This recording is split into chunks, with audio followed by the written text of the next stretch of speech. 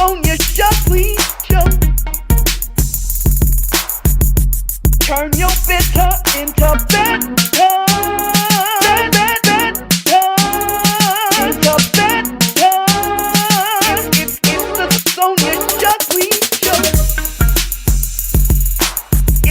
Sonia Shockley Show. Turn your bitter into better. Into better. It's the Sonia Shockley Show. Hello, and welcome to the Sonia Shockley Show. Woo-hoo! I am your host, Sonia Michelle Shockley, inspirational singer and speaker, grief coach, and your big sister in relationships. And I help people turn their wounds into wisdom, their pain into perspective, and their bitter into better. Yeah, I'm here. And I'm super excited because today we have a true Proverbs 31 woman. She is a wife, a mother, a grandmother, She's a relationship coach. In fact, a doula. She's going to even help you birth something new. Help you put those pieces together, Yes. So happy to have you in the house, Coach Carla. Thank you so much for joining us. Can you just give our guests a brief introduction of who you are and what you do? Thank you so much, Sonia. And I love pairing with you because I know you do coaching and you do grief coaching. And so often in relationship, there is a death. And so grief is just a wonderful way to do it because it's all about relationships.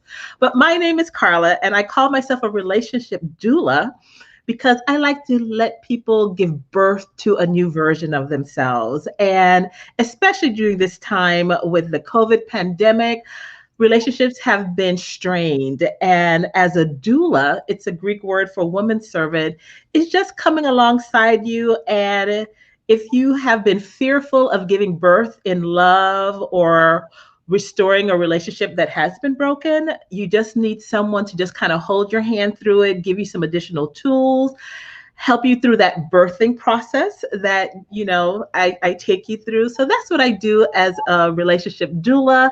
And I have years of experience because I have failed in relationships and I have succeeded in some.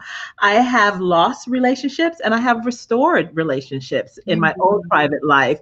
And so there's no magic bullet. Each one is handled individually, and some relationships must end and some may be given a second chance and some do well.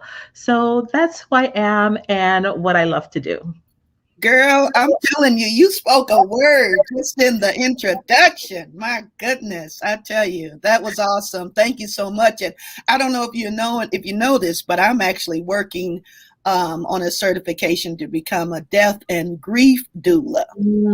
So, it's just walking folks through that process and every step, and even at death, you're still birthing something new. So yes, thank you. I love, like I said, just the whole title of and I like when you say that, Sonia, when you say you're getting ready to get that certificate as the grief doula, because so often, especially in this day and age, and we'll talk about that with COVID and everything, there was a time when you grew up and you had family close by, and many of us don't have that anymore, where your extended family is in a 2 blocks or 3 blocks radius where you can get to them. And so therefore the need for a doula, dealing with grief, dealing with relationships is even more important because you don't have that big auntie or that someone else who you can just go and cuddle up. And many of us you may be the only child, you have other things, so you don't have, or they may have passed away, so you don't have that extended family to just be that big sis. As you said in your intro, you're going to be that big sister for them. So that's it's so important that wherever you are, that a doula or someone coming alongside you is just so important, because so often we try to do things alone. And I've been guilty of that. And it's painful. Yes, that is so true. And during this pandemic, there's a lot of people who are feeling alone and isolated. And that isolation is just a dangerous place. There's a difference between taking time away and, Mm. doing some healthy reflections, some healthy, connection with self and with God. But when a person is just now isolating, they're withdrawn, and using some unhealthy ways to cope during Mhm. this pandemic. So let's get right into the questions. I mean, we thought that 2020 was going to be another baby boom. Okay, that's what I was thinking. I was thinking we're going to have another baby boom on our hands here. Folks are going to be stuck at home and making more babies. But actually, we're finding the opposite is true. Several people have now filed for divorce or separation as a result of this pandemic. And so I'm just happy that you're here to help us answer a few of the questions that have come my way and Okay. wanting to just hear your perspective. So the Yeah. first one says the pandemic has magnified, okay, magnified the pain points of our relationship. I've thought about divorce in the past, but this last year really gave me a reality check. I realized I don't have anything in common with my partner. I am tired of trying, huh? I need a break. Do you have any suggestions? I'm ready to give up. What do you say to somebody like that, Coach? Well, Yeah. what I say, and again, I speak in visuals. I'm a visual person, so I like the one picture as a child where they had a picture of a little boy putting his hole in the dam and he was plugging it because there was a leak.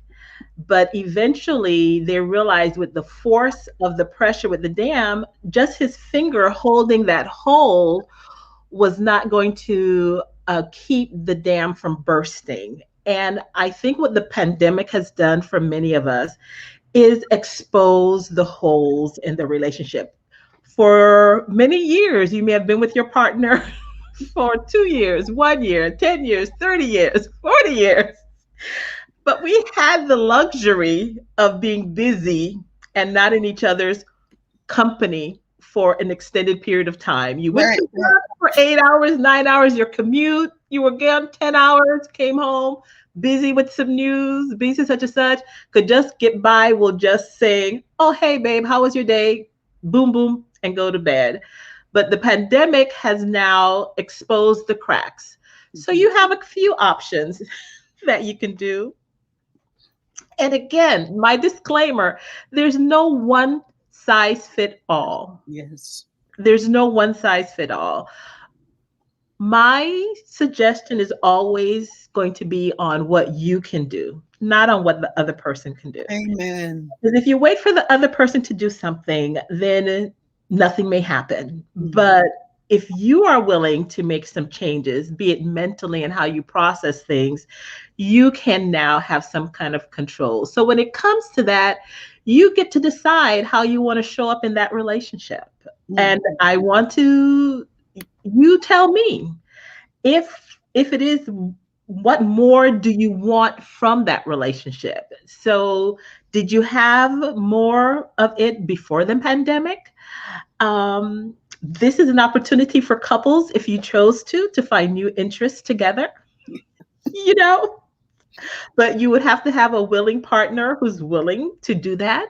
But if they're not willing to do that, you still get to decide what you want to do. I like to think of it as this: you may be held a hostage, but you get to decide what you're going to do in that relationship. You can change your mindset on how you expect things to go. Because here's my thing, too, ladies and men. Sometimes we trip over things that we don't need to be tripping about. Mm. That's what I'm saying. Yeah. In the pandemic, yeah, dishes may have piled up in there, and you're upset because somebody's not doing dishes. Again, guys, there are more serious things to worry about than that. And I'm speaking from experience because I'm like, oh, the house is again, it's nothing to continually have an argument over and fight about. There's more to it than that. So I would just ask you, what is your why? What is your why? Why did you get married in the first place? Why do Right. you want to stay married? Yeah. Why do you want to leave? Yeah. Why? Tell me your I why. love it. I love it. What is the why? And that's really great because, one of the things that I do in my relationships is I do what they call what are the positive aspects of the relationship. And it's something about writing those down that when you just start saying, man, what are the positive? Okay, he does this, he does that, he does this, he does that, she does this, and that could go for anything, not just romantic relationships. That could go for your mom, your parents, your co-workers. What are the positive aspects? Yeah. And as I begin to write those things down, it's so interesting how something even bubbles up inside, like, you know what? Hey, I'm actually winning in this relationship. I mean, you can say I'm winning, or you might say, you know what, I'm losing in this relationship. So I think that you're right when you say, what is the why of the relationship? Great. Thank Mhm. you. Thank you. Well, And to oh, go piggyback on that too, because one of the things I heard years ago when TD Jakes says the 80-20 rule. So ahead. there's no such thing as 100% in a relationship. Yeah. So if you keep in mind that this has been under crisis, be able to give grace. To give Beautiful. grace during this time when all of us have been in a unique situation. Those of us who wanted company, those of us who wanted solitude, give grace during Yeah. this time.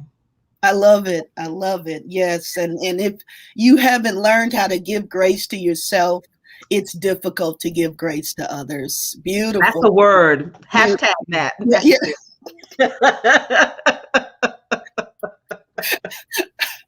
Grace is the auntie of faith. Well, maybe they're sisters. They might be sisters, actually. But anyway, I like that. So yeah, Grace is the um, auntie of faith. Oh my goodness. Okay, I'm gonna behave. Go ahead. no, you know our chemistry. When we get together, we're gonna clown. So this Right, is just awesome. right. So let's go on to our next question Okay. about intimacy. Okay, Ooh. so this one is about sex. This one, um, the writer says the intimacy in our relationship is gone. Okay, Mm. gone, zip, Mm. nada. Okay, we have not had sex in almost a year. It is not due to my lack of trying. Okay, so this listener or this writer is saying they are trying. It's all him. Mhm. He is not interested. I have kindly suggested to my husband to visit a doctor. He has too much pride. This is a macho man right here and is not willing to talk about it. I feel he is being selfish. Come on now. I want things to improve, but I don't want to be the only one putting forth an effort. Now, I don't know how old this woman is, but hey, if she's 30s, 40s, 50s, and a man is not giving you the attention that you would like, that you require, that you need, this can be very difficult. What do you have to say to this writer, Coach Carla? Oh, the first thing I want to do is just give you a hug. And I know, Sonia, you've talked about your butterfly hug, so hopefully Yeah. you could give them those techniques. So for any woman out there, and it could be the man, so whoever it's applicable to, I just want to give you a hug. And my heart weeps for you. And again, as we talk with Sonia and she talks about grief and what she does, that's a loss Mm, that is painful. yes. It is painful. And it took bravery for them to even write this. Yeah. And it's the bottom line is this is more common than we um let on because there's a level of embarrassment or shame with that because how do you tell someone or how do you share with that or we live in that facade so you still may be doing all those Facebook pictures and you're all together and ooh and all of that and you go home and there's nothing, there's no touching. And I think of a few years back, I read an article where people were being paid to just snuggle. Some people just wanted to be held. And that is valid because they did research years ago that talked about babies in an orphans who weren't touched. And we forget, especially with COVID and the pandemic, we haven't, those who usually will touch people aren't there to just give you that hug and that touch, because if your partner isn't doing that, because if they're not doing intimacy, most likely they're not giving you even the basic touch of that we crave for. And so again, my heart goes out to you for that. I There's nothing that you can do to make your partner do what they should do.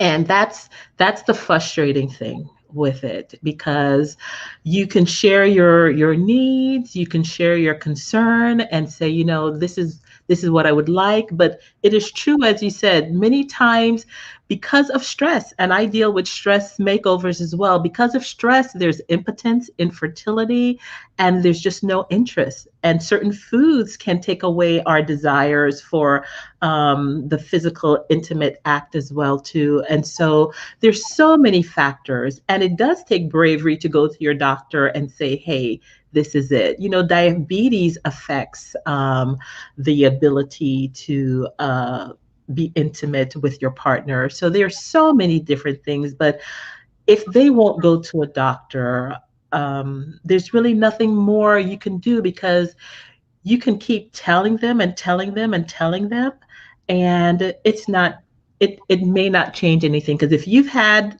the discussion with them and said that, but and they haven't done anything, if you have a great way of communicating and you have those I messages, and just reiterate that if you did have a wonderful intimate life beforehand, just say, you know what, I miss that. I miss how we used to connect with you. Because it could be body issues as well too. Sometimes when you get older, you may not feel comfortable in your body, and media portrays it in such a way that sometimes you think, well, okay, she may not want me. But having those conversations are difficult. But I would definitely encourage you to do those I messages with them and said, you know what, I feel really connected with you when we're able to share physically. And I miss that. I miss the playfulness that we used to have when this was done. And just share your heart. It's about being vulnerable. And sometimes you may have been burnt, and that's a come as a doula. It's just like giving you the tools to try again, because if that's important for you to keep in mind. And it could be that, right, celibacy may be your future, but you get to decide if this is something you want to live with or you don't want to live with. You get to decide that after you've exhausted all of your options and resources, talking with your partner. Because again, your partner, it's possibly an illness. You have people who have serious accidents and can no longer perform and do, and they stay in a marriage. So it just really means talking to your partner, having those conversations, trying to find out what it is you can do for them, or how you can help them through that if there's anything. But that's really, again, I'm sending you a hug, because that's a lonely place to be if that is definitely what you wanted as part of your relationship, to have that physical intimacy. Yeah, for sure, for sure. And when you think about some of the top 10 reasons for why people separate and divorce, and we know money and sex are right there at the top. Mhm. And so this is why it's really important to talk to a professional, somebody who could coach you, encourage you, and to help you stand in your own power. Right, At right. the end of the day, yes, this is something that your husband may not be willing to do, but you stand in your power and you can make choices for your peace, for your Mhm. happiness. And so that's what I know that you're encouraging people to do too, Coach Carla. Go And ahead. because piggybacking on that, you know, I have conversation with young adults, and this one happened to be with one of my daughters. And I remember telling her that so often, when you're having a conversation, we may say it's sex, and so sometimes a person can get bogged down as like, oh, because I've heard that men feel pressure as well too, that, Mhm. oh, the pressure to perform. And I said, really, the word is intimacy. And Yes. so we need to retrain ourselves and our partners and talk about intimacy, because a marriage can still be fulfilling if there was not the actual physical act of intercourse, because things can happen. But you Mhm. can still have intimacy in a relationship if you're intentional, and talk about that. So you have the touching, you have the little different things that are part of intimacy in a marriage, because many of us, we realize as you get older, sometimes that's not a big thing like it was in your 20s or whatever, but to be able to share and have intimacy is so much more valuable than the actual act of intercourse. And so I want us to understand that, because that is what I think most people are wanting. And sometimes a man's, in some men's world or head, if they can't perform physically, then they just stay away from everything because they think that that is what she wants. Whereas, no, they want intimacy. So, again, having that conversation with your partner to say, hey, let's talk about what intimacy looks like. Tell me what you think intimacy is. Let's play around and do a game. One activity I have couples do is to make a little love poem. And so, my husband, he loves yellow. So I did one. And again, I'm like, him and this yellow is a little bit much for me. If I roll yellow every day, so he does it. But, so when I put something together, I did a little poem and I was like, yes, Zach is yellow or something I did. Yellow, yellow, you're my fellow. So have those conversations with your Yeah. partner and redefine what intimacy is. Don't let it be 100% intercourse. Hmm. Let that be a fraction of it, because that's important. But let's talk, help your partner, you and them sit down and say, let's talk about intimacy. This is what I call intimacy. You holding my hand in public, because some people don't like to hold hands. But again, you talk about intimacy. Your intimacy is, oh, when you just give me a peck on the forehead, or when you just send me that little silly smile. Intimacy is so much more than the physical act. Yes. So be brave enough to have that conversation and say, let's get to the root of it. Because many of us never talk about sex or talk about intimacy. But I dare you to do that. I double dare you. We'll Okay. take the challenge. We will take the challenge. Yes, ma'am. And talk about intimacy and what that looks like. And so I love, because basically my takeaway from that answer was communication is key. We need to open up our mouths. Our husbands, our wives, they're not mind readers. This is what I need from you, even if it's the spooning in bed. Mhm, mhm, Just simple things, a hug, a tender touch, mhm, a sexy glance, like, girl, mhm, you sure you mhm. still Like, got it. You know what I mean? yeah. All of these things. Because there's another woman who's on the other side of the spectrum of this same question, who's saying all he wants from me is sex. There's no time, there's no talk. So this is so many ways that we can go with this. So thank you so much for that. But our time is getting close, so let's continue here. Our next question. My husband lost his job during the COVID crisis. Thankfully, he was able to receive unemployment.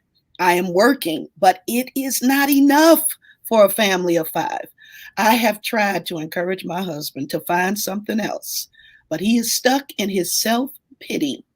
He drinks and he's often verbally abusive. He watches TV all day and doesn't even help me clean the house or care for the kids. I would love to leave, but honestly, I don't have anywhere to go. And I don't even have enough money to move out. Wow. This Yeah. hurts. This one here. Yeah. That person sound like they could be on the ledge, and it's just Yeah. like, what do I do? And so one of the things that we have to do at work, you may have had to do before, is do a cost comparison. They tell you, is it cheaper to do a rental versus driving your own car, or what it is? So you have to do a cost comparison.